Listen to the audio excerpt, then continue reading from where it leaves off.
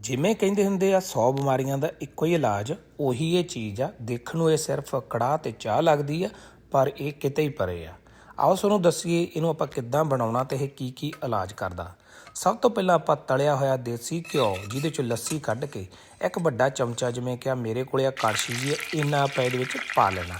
ਇਹਦੇ 'ਚ ਪਾਉਣੇ ਆ ਥੋੜ੍ਹਾ ਜਿਹਾ ਆਪਾਂ ਆਟਾ। ਇਹ ਮੈਂ ਇੱਕ ਬੰਦੇ ਵਾਸਤੇ ਬਣਾਇਆ, ਤਾਂ ਜੇ ਤੁਸੀਂ ਜ਼ਿਆਦਾ ਬਣਾਉਣਾ ਇਹਦੇ 'ਚ ਜ਼ਿਆਦਾ ਘਿਓ ਅਤੇ ਜ਼ਿਆਦਾ ਆਟਾ ਪਾ ਲੈਣਾ। ਪਰ ਇਹਦਾ ਜਿਹੜਾ ਹੈਗਾ ਸਾਈਜ਼ ਆਲਮੋਸਟ ਡਬਲ ਹੋ ਜਾਣਾ ਜਦੋਂ ਇਹਨੇ ਬਣਨਾ। ਹੁਣ ਆਪਾਂ ਇਹਨੂੰ ਹੌਲੀ ਹੌਲੀ ਇੱਦਾਂ ਲਾਈਟ ਹੀਟ ਦੇ ਉੱਤੇ ਭੁੰਨਣਾ, ਬਹੁਤ ਜ਼ਿਆਦਾ ਆਪਾਂ ਹੀਟ ਨਹੀਂ ਕਰਨੀ। ਘਿਓ ਦੇਖੋ ਤੁਸੀਂ ਆਟੇ ਦੇ ਨਾਲੋਂ ਇਸ ਵਕਤ ਹੈਗਾ ਦੁੱਗਣਾ। ਜਿੰਨਾ ਤੁਸੀਂ ਘਿਓ ਪਾਉਣਾ ਉਦੋਂ ਅੱਧਾ ਆਟਾ ਪਾਉਣਾ। ਹੁਣ ਇਹਦੇ ਵਿੱਚ ਪਾਉਣੇ ਆ ਆਪਾਂ ਖਸਖਸ। ਇਹਨੂੰ ਆਪਾਂ ਪਾਪੀ ਸੀਡ ਵੀ ਕਹਿ ਦਿੰਦੇ ਆ ਜੇ ਤੁਸੀਂ ਸਟੋਰ ਦੇ ਉੱਤੋਂ ਲੈਣਾ। ਹੁਣ ਇਹਨੂੰ ਵੀ ਆਪਾਂ ਲਾਈਟ ਬਰਾਊਨ ਆਪਾਂ ਕਰ ਲੈਣਾ। ਇਹ ਦੋਸਤੋ ਇੱਕ ਤਾਂ ਸਵਾਦ, ਜਿਹੜਾ ਕੜਾਹ ਉਹ ਹਮੇਸ਼ਾ ਹੀ ਸਵਾਦ ਹੁੰਦਾ, ਢਿੱਡ ਵੀ ਭਰਦਾ, ਭੁੱਖ ਵੀ ਇਹਦੇ ਨਾਲ ਮਿਟਦੀ ਹੈ।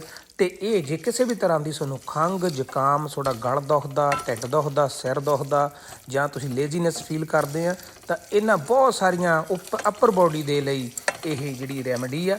ਮੈਂ ਇਹਨੂੰ ਅਜਮਾਇਆ ਹੋਇਆ। ਮੈਨੂੰ ਜਦੋਂ ਵੀ ਕੋਈ ਮੇਰਾ ਗਲ ਖਰਾਬ ਹੁੰਦਾ ਜਾਂ ਖੰਘ ਹੁੰਦੀ ਹੈ, ਜਾਂ ਸਾਡੇ ਘਰ ਦੇ ਵਿੱਚ ਅਸੀਂ ਇਹ ਬਣਾਉਂਦੇ ਹਾਂ। ਇਹਦੇ ਨਾਲ ਜੇ ਤੁਹਾਡਾ, ਜਿਵੇਂ ਆਪਾਂ ਕਿ USA ਦੇ ਵਿੱਚ ਬਹੁਤ ਸਾਰੀਆਂ ਚੀਜ਼ਾਂ, ਪਾਣੀ, ਹਰ ਚੀਜ਼ ਡਰਾਈ ਆ, ਇਹਦੇ ਨਾਲ ਜਿਹੜਾ ਤੁਹਾਡਾ ਗਲਾ ਵਗੈਰਾ ਹੈਗਾ ਉਹ ਅੱਪਰ ਬੋਡੀ, ਇਹਦੀ ਥੋੜ੍ਹੀ ਜਿਹੀ ਮਸਾਜ ਵੀ ਹੋ ਜਾਂਦੀ ਹੈ, ਅਤੇ ਦੇਸੀ ਘਿਓ ਦੇ ਨਾਲ ਤੁਹਾਡੀ ਜਿਹੜੀ ਇਹ ਠੀਕ ਹੋ ਜਾਂਦਾ। ਹੁਣ ਆਪਾਂ ਇਹਦੇ ਵਿੱਚ ਜਿੰਨਾ ਆਪਾਂ ਆਟਾ ਪਾਇਆ ਉਨੀ ਆਪਾਂ ਖੰਡ ਪਾ ਲਈ ਹੈ।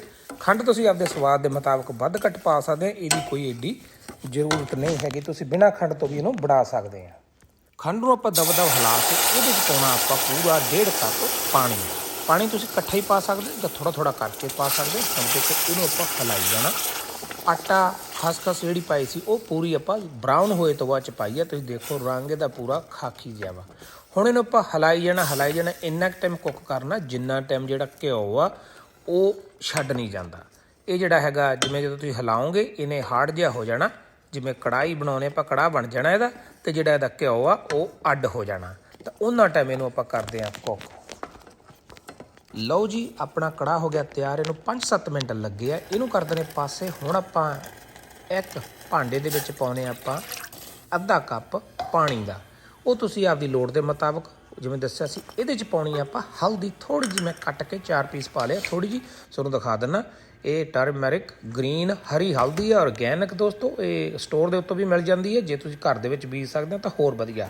ਇਹਨੂੰ ਹੁਣ ਆਪਾਂ ਉਬਾਲਦੇ ਹਾਂ ਚੰਗੇ ਤਰੀਕੇ ਦੇ ਨਾਲ।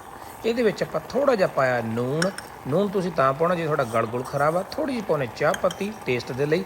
ਇਹਨਾਂ ਨੂੰ ਹੁਣ ਆਪਾਂ ਚੰਗੇ ਤਰੀਕੇ ਦੇ ਨਾਲ ਉਬਾਲਣਾ। ਵਿੱਚ ਪਾ ਦੇਣਾ ਆਪਾਂ 1 ਚਮਚਾ ਖੰਡ ਦਾ। ਖੰਡ ਵੀ ਫੇਰ ਇੱਥੇ ਹੀ ਜੇ ਤੁਸੀਂ ਆਪਦੇ ਸਵਾਦ ਦੇ ਮੁਤਾਬਕ ਪਾ ਸਕਦੇ ਹੋ। ਜੇ ਕੋਈ ਸ਼ੂਗਰ ਦੀ ਪ੍ਰੋਬਲਮ ਆ ਤਾਂ ਤੁਹਾਨੂੰ ਇਹਦੇ 'ਚ ਖੰਡ ਪਾਉਣ ਦੀ ਲੋੜ ਨਹੀਂ। ਇਹਨੂੰ ਆਪਾਂ ਚੰਗੇ ਤਰੀਕੇ ਦੇ ਨਾਲ ਉਬਾਲਣਾ, ਤਾਂ ਜਿਹੜਾ ਹਲਦੀ ਅਤੇ ਚਾਹ ਪੱਤੀ ਜਿਹੜੀ ਆਪਾਂ ਵਿੱਚ ਪਾਈ ਆ ਉਹਦਾ ਜਿਹੜਾ ਰਸ ਆ ਚੰਗੇ ਤਰੀਕੇ ਦੇ ਨਾਲ ਨਿਕਲ ਜਾਵੇ। ਅਤੇ ਤੁਸੀਂ ਇਹਦੇ ਵਿੱਚ ਜਮੈਣ ਵੀ ਪਾ ਸਕਦੇ ਆ, ਸੌਂਫ ਪਾ ਸਕਦੇ, ਹਰ ਕੋਈ ਚੀਜ਼ ਪਾ ਸਕਦੇ ਇਹਦੇ ਵਿੱਚ ਜੇ ਤੁਹਾਡਾ ਢਿੱਡ ਦੁਖਦਾ ਤਾਂ। ਪਰ ਮੈਂ ਉਹ ਸੌਂਫ ਜਮੈਣ ਨਹੀਂ ਪਾਈ ਇਸ ਵਕਤ।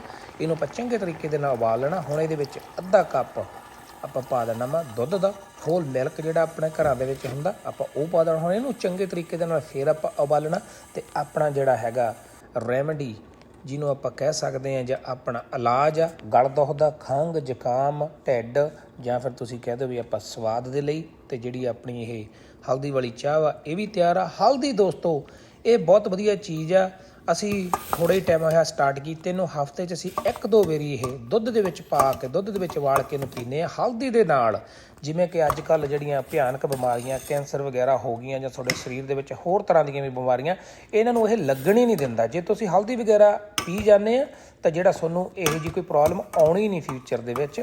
ਤਾਂ ਇਹ ਤੁਸੀਂ ਜ਼ਰੂਰ ਰੂਟੀਨ ਦੇ ਵਿੱਚ ਰੱਖੋ। ਆਪਾਂ ਦੁੱਧ ਚਾਹ ਤਾਂ ਪੀਂਦੇ ਹੀ ਹੁੰਦੇ ਹਾਂ। ਹਲਦੀ ਹੈ ਜਿਹੜੀ, ਇਹ ਜੇ ਤੁਸੀਂ ਰਾਤ ਨੂੰ ਸੌਣ ਲੱਗੇ ਦੁੱਧ ਉਬਾਲ ਕੇ ਉਹਦੇ ਵਿੱਚ ਥੋੜ੍ਹੀ ਜਿਹੀ ਹਲਦੀ ਪਾ ਕੇ, ਜਿਹੜੀ ਹਰੀ ਹਲਦੀ ਆਪਾਂ ਦੂਜੀ ਹਲਦੀ ਨਹੀਂ ਪਾਉਣੀ, ਕਿਉਂਕਿ ਜਿਹੜੀ ਦੂਜੀ ਹਲਦੀ ਜਦੋਂ ਉਹ ਰਗੜਦੇ ਆ ਉਹ ਉੱਦਾਂ ਹੀ ਮਸਾਲਿਆਂ ਦੇ ਵਿੱਚ ਹੀ ਰਗੜ ਦਿੰਦੇ। ਉਹਦੇ ਵਿੱਚ ਹੋਰ ਮਿਰਚਾਂ ਵੀ ਹੁੰਦੀਆਂ। ਅਤੇ ਪਰ ਤੁਸੀਂ ਉਹ ਹਲਦੀ ਤਾਂ ਆਪਾਂ ਜਿਹੜਾ ਦਾਲਾਂ ਸਬਜ਼ੀਆਂ ਦੇ ਵਿੱਚ ਪਾ ਕੇ ਖਾਂਦੇ ਹੀ ਆ।